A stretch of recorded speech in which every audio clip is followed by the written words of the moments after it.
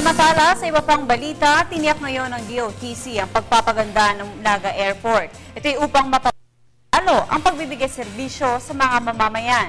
Si Grace Rifama Simando ng Radyo ng Bayan Naga ang ating tagapagbalita.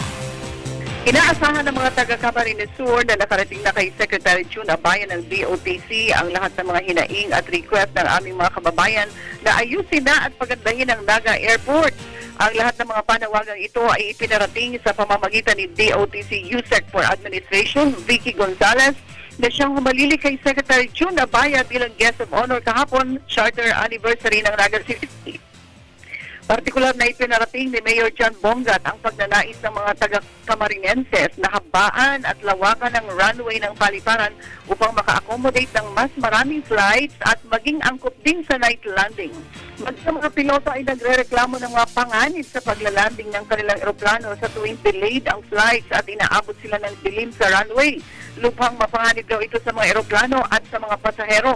Kaugnay niya nangako naman si Yusek Gonzalez na makakarating ang lahat na reklamo at panawagan kay Secretary June Abaya.